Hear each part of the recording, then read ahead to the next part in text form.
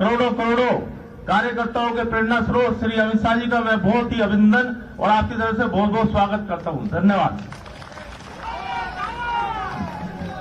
इसी कड़ी में मैं अपने देश के, राष्ट्र के नायक, महानायक, जिन्होंने हम सबको सनातन धर्म से लेकर बहुत कुछ दिया है, ऐसे गृह मंत्री, यशस्वी माननीय गृह मंत्री जी को आमंत्रित कर रहा हूं आप सबके बीच में।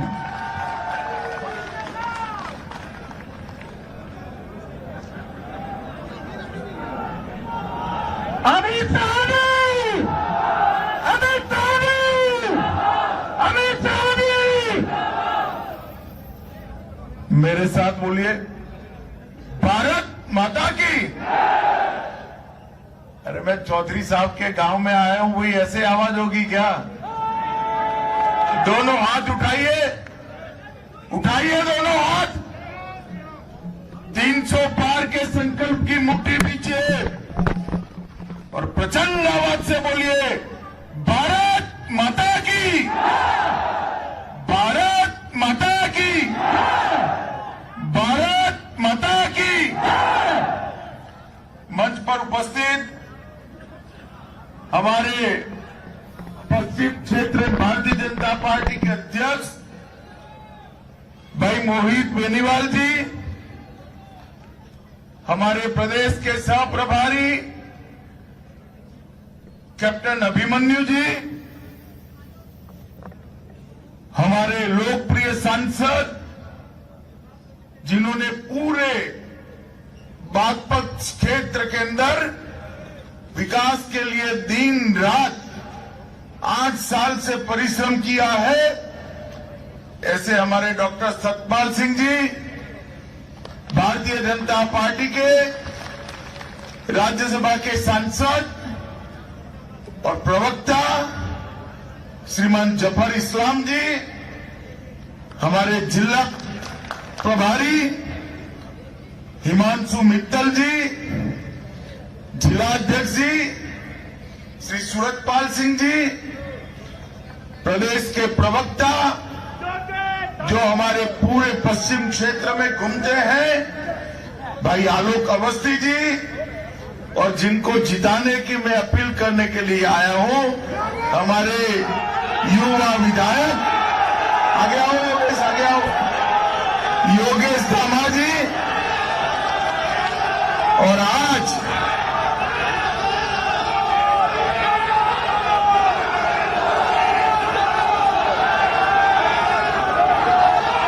मित्रों, आज की सभा में उपस्थित प्यारे भाइयों, बहनों, माताओं और मेरे जिगर के टुकड़े जैसे युवा मित्रों,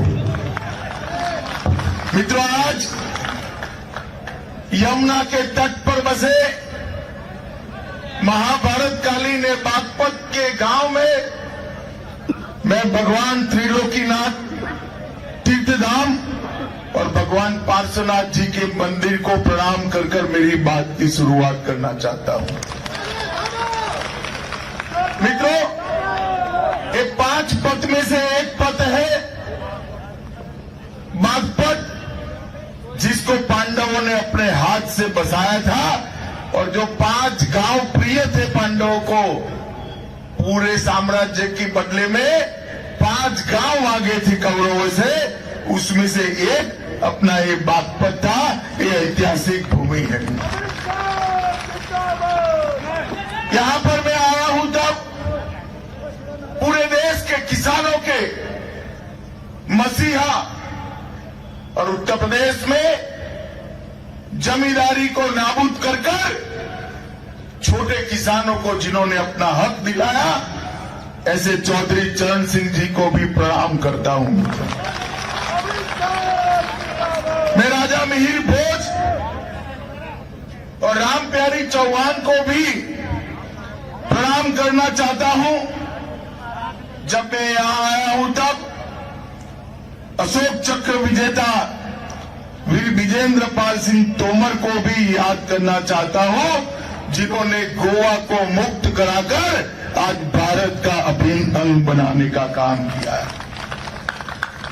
मित्रों, सबसे पहले मैं क्षमा प्रार्थी हूं, मैं थोड़ा देरी से आया हूं। आज ही हम सबके बीच में से स्वर साम्राज्ञी लता मंगेशकर जी नहीं रही।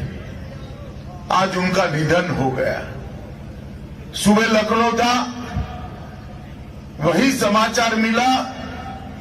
आज पूरा देश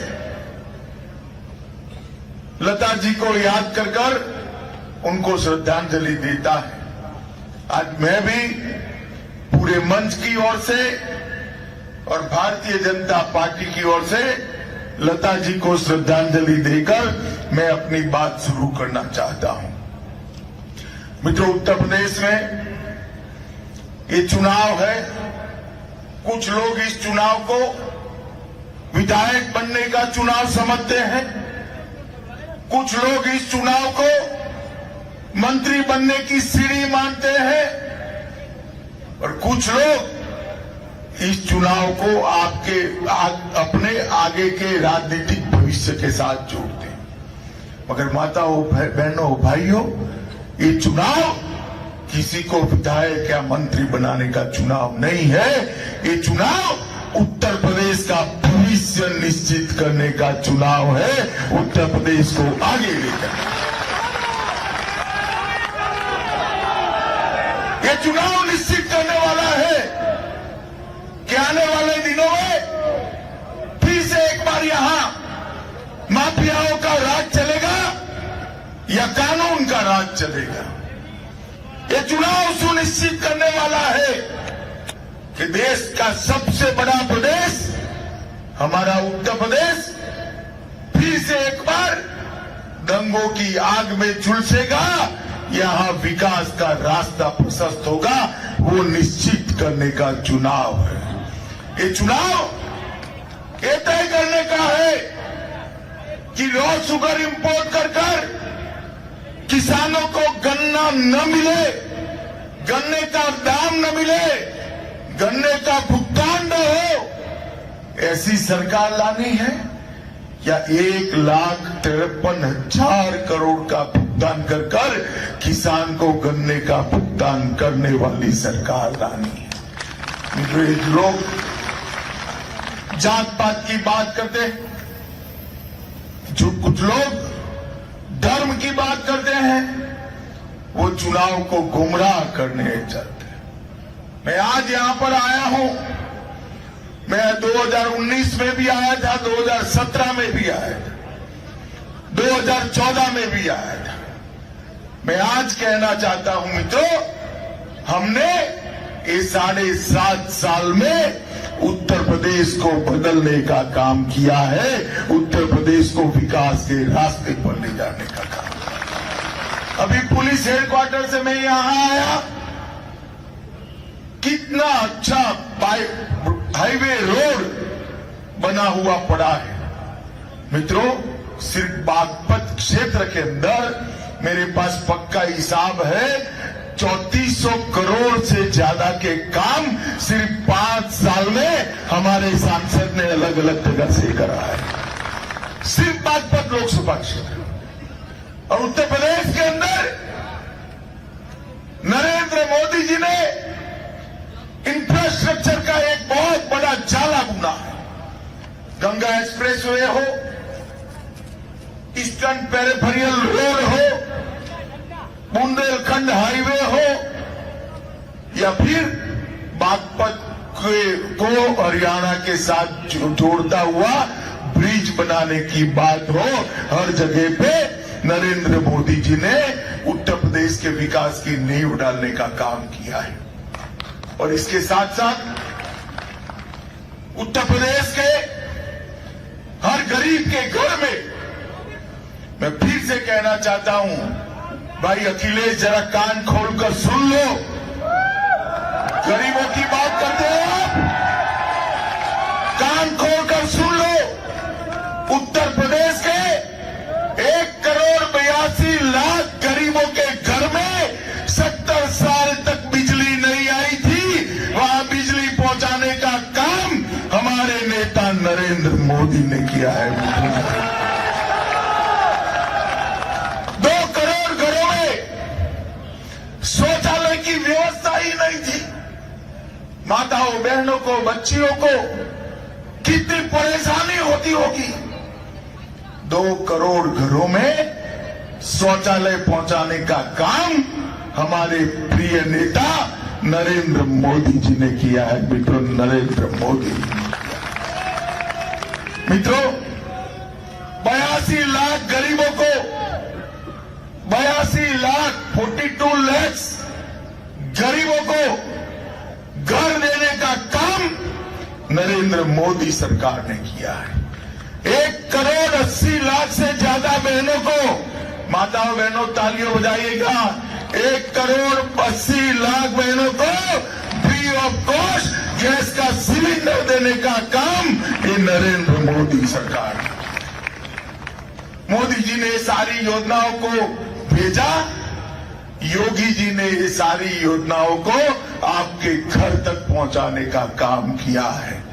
मित्रों, मैं पूछना चाहता हूं कि ये जो पिछड़ों की बात करते हैं, गरीबों की बात करते हैं, दलितों की बात करते हैं, क्या अधिकार है आपको बात करने का? सपा बसपा सपा बहन जी और भतीजे की, बुआ भतीजे की सरकार 15 साल चली या ना चली? भाई जोर से बोले, चली या ना चली? ये गरीबों के घर में क्यों कुछ नहीं आता था? अरे कोरोना आया, मोदी जी ने विश्व में सबसे पहले जिन देशों में इसकी वैक्सीन ढूंढ ली गई उसमें से हमारा भारत एक है। मोदी जी ने जब वैक्सीनेशन का कार्यक्रम, टीकाकरण का कार्यक्रम शुरू किया, ये अखिलेश यादव विरोध करते थे। वो कहते थे ये तो मोदी टीका है, मत लगाइयो मत लगाइयो। उन्होंने नहीं लगाया, उन्होंने भी नहीं लगाया। सार्वजनिक रूप से कहा मैं तो नहीं लगाऊंगा, मगर 1 महीने के बाद डर लगा तो गुपचुप टीका लगा दिया। मित्रों, माताओं भाइयों और बहनों, आप जरा हाथ खड़ा करिए तो कितने लोगों के टीके लग गए हैं? लग गए ना? उत्तर प्रदेश में भारत में सबसे ज्यादा संख्या में टीके लगाने का काम नरेंद्र मोदी जी और योगी आदित्यनाथ ने किया है। मित्रों, अगर अखिलेश जी की बातों में आकर टीका न लगाते तो मुझे बताओ, बुजुर्ग भाई यहां सामने बैठे हैं, माताएं बैठी है, अगर हम टीका न लगाते तो एक तीसरी लहर में सुरक्षित रह पाते क्या? रह पाते क्या? अरे भाई, यूपी किसके हाथ में सौंपना चाहते हो? ऐसी बचकाना राजनीति करने वाले लोगों के हाथ में, या मोदी जी जैसे पूरे देश का टीकाकरण करने वाले? मित्रों, मोदी जी और योगी जी ने कोरोना काल के अंदर उत्तर प्रदेश को सुरक्षित करने का काम किया है। मित्रों, उत्तर प्रदेश को सुरक्षित करने का ये जो जोड़ी है बहन जी और अखिलेश जी की, 15 साल शासन करे, 15 साल में उत्तर प्रदेश 15 साल में उत्तर प्रदेश देश की 7वें नंबर की अर्थव्यवस्था था। कितने नंबर की? कोई ताकत नहीं थी इसको आगे बढ़ाने की। 5 साल आपने हमें दिए, योगी आदित्यनाथ को मुख्यमंत्री बनाया, ऊपर से मोदी जी ने आशीर्वाद दिए। आज उत्तर प्रदेश देश में 7वें नंबर से आगे बढ़कर दूसरे नंबर की अर्थव्यवस्था है।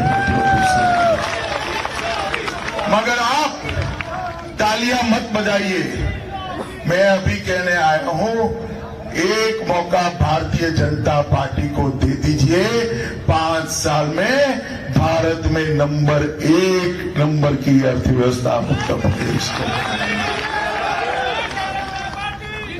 मित्रों, सपा बसपा विकास की बात करते हैं, उत्तर प्रदेश को आगे बढ़ाने की बात करते हैं। 10 साल तक सोनिया मनमोहन की सरकार चली, इसमें सपा और बसपा का भी समर्थन था। एक प्रकार से कांग्रेस, सपा और बसपा की सरकार चली। मैं पूछना चाहता हूं अखिलेश जी को और बहन मायावती को, 13-14 के बजट में आपने उत्तर प्रदेश को कितना रुपया दिया? वो तो साहब आंकड़ों की बात ही नहीं करते। आंकड़े की बात आती है तो एक ही आंकड़ा याद है, ये इत्र वाले, समाजवादी इत्र वाले के वहां से 250 करोड़ रुपया पकड़ा गया, इसी की बात याद आती है। और उनके पेट में दर्द होने लगता है। कहते हैं मोदी जी बदला ले रहे हैं। भाई अखिलेश, किससे बदला रहे हैं? कौन है ये इत्र वाला? आपका बताओ जरा। बताना चाहिए, नहीं बताना चाहिए? और अगर कोई नहीं है तो आपको क्यों दुख हो रहा है? भाई बताओ, जो टैक्स भरे बगैर ये पूरा मंच भर जाए, इतना रुपया अपने घर में रखा हो, इसके वहां रेड करनी चाहिए या नहीं करनी चाहिए? जोर से बोलो, करनी चाहिए या नहीं करनी चाहिए? अखिलेश जी कहते हैं नहीं करनी चाहिए। खैर अखिलेश जी, आप तो नहीं बताओगे 13-14 में उत्तर प्रदेश को केंद्र ने क्या दिया था। मैं बताता हूं माताओं, भाइयों, बहनों, बागपत के लोगों, उत्तर प्रदेश को 13-14 में मनमोहन सिंह जी ने 66,623 करोड़ रुपया दिया था। मैं फिर से बोलता हूं, 66,623 करोड़ रुपया। अभी अभी मोदी जी ने बजट लाया, 22-23 का बजट। 22-23 के बजट में 66,623 करोड़ से बढ़ाकर 1,46,500 करोड़ रुपया उत्तर प्रदेश को दिया है। मित्रों, 500 कहां 66,000 करोड़ और कहां 1,46,000 करोड़। मित्रों, मैं आपको बताना आया हूं, ये 5 साल में हमने यूपी को श्रेष्ठ यूपी बनाया है। अगले 5 साल में हम यूपी को बेस्ट यूपी बनाकर आपके हाथ में देंगे। मित्रों, आपके हाथ। हमारे शासन में एक भी दंगा नहीं हुआ। अखिलेश की सरकार थी। पश्चिम यूपी के सारे मतदाता भाइयों बहनों जानते हैं किस प्रकार से दंगा हुआ था।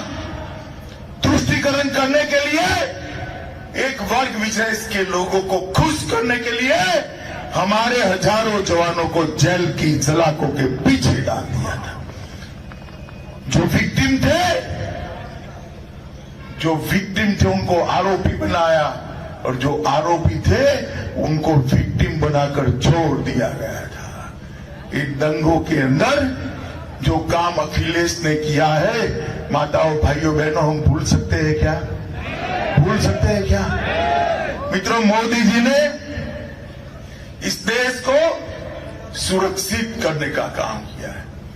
यहां पर देश में 10 साल तक सोनिया मनमोहन की सरकार चली, और ये सरकार 10 साल तक पूर्ण इकबाल के साथ चली।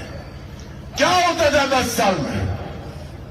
पाक प्रेरित आतंकवादी आलिया, मालिया, जमालिया देश में घुस जाते थे, हमारे जवानों के सर काट कर ले जाते थे। ले जाते थे या नहीं ले जाते थे? कोई ऊप करता था? कोई विरोध में बोलता था? आपने 14 में हमारे सांसद सतपाल जी को चुना, मोदी जी प्रधानमंत्री बने, उरी और पुलवामा में उन्होंने फिर से हमला किया। उनको लगा कि अभी भी मौनी बाबा मनमोहन सिंह की सरकार है, उनको लगा अभी भी कांग्रेस की सरकार है, मगर वो भूल गए कि सरकार बदल चुकी है। अब नरेंद्र मोदी जी प्रधानमंत्री है और भाजपा की सरकार है। मित्रों, 10 ही दिन में पाकिस्तान के घर में घुसकर सर्जिकल स्ट्राइक और एयर स्ट्राइक कर आतंकवादियों का खात्मा बुलाने का काम देश के प्रधानमंत्री नरेंद्र मोदी। और मोदी जी ने पूरे देश के अंदर एक संदेश भेजा। किस प्रकार का संदेश? कि भारत के जवान और भारत की सीमाओं के सामने आंख उठाकर नहीं देख सकते, वरना उनको दंड देने का काम भारत के प्रधानमंत्री नरेंद्र मोदी जी करते हैं। मित्रों, मुझे बताओ माताओं, भाइयों, बहनों, बागपत वालों, ये तो देशभक्तों का प्रदेश है। कश्मीर से धारा 370 हटनी चाहिए थी या नहीं हटनी चाहिए? ईश्वर बोलते नहीं है, बताओ भैया हटनी चाहिए थी या नहीं हटती थी क्या अब तक? हटती थी? जरा जोर से बोलो, हटती थी? आपने दूसरी बार मोदी जी को पूर्ण बहुमत दिया। 5 अगस्त 2019 को मोदी जी ने धारा 370 को उखाड़ कर फेंक दिया। और अखिलेश बाबू पार्लियामेंट में मेरे सामने बैठकर कहते थे खून की नदियां बहेगी। अरे अखिलेश, क्या खून की नदियां बहेगी? क्या बहेगी? किसको डराते हो भाई तुम? वो कहते थे खून की नदियां बहेगी, किसी की एक कंकर डालने की भी हिम्मत नहीं हुई। मित्रों, हिम्मत नहीं हुई, और आज कश्मीर भारत का अभिन्न अंग बनकर बैठा है। मित्रों, चुनाव ये दो विचारधाराओं के बीच में, जो अपने परिवार के लिए चुनाव लड़ रहे हैं और जो देश के लिए चुनाव लड़ रहे हैं, जो एक जाति के लिए चुनाव लड़ रहे हैं, जो उत्तर प्रदेश के गरीबों को खुशहाल करने के लिए चुनाव लड़ रहे हैं, जो माफियाओं को संरक्षण देने के लिए चुनाव लड़ रहे हैं, और दूसरी ओर माफियाओं को खत्म करने के लिए चुनाव लड़ा जा रहा है। मित्रों, निर्णय आपने करना है। किसी को मत देखिएगा कौन विधायक बनेगा, कौन मंत्री बनेगा, कुछ मत सोचिएगा। सुबह सुबह जाकर आपका नाम भारत माता की जय बोलकर, आपका नाम देखकर, आपकी पर्ची कटवाकर कमल के निशान पर बटन दबा दीजिएगा उत्तर प्रदेश के अंदर। साथ मुझे बताओ, करेंगे क्या आप? अरे सुना ही नहीं पड़ता है भाई। करोगे क्या? पक्का करोगे? कमल के निशान पर बटन दबाओगे? दामाद को विधायक बनाओगे? योगी जी को मुख्यमंत्री बनाओगे? मोदी जी के हाथ मजबूत करोगे? तो मेरे साथ दोनों हाथ उठाओ, 3 से पार का संकल्प का मुट्ठी बीचिए।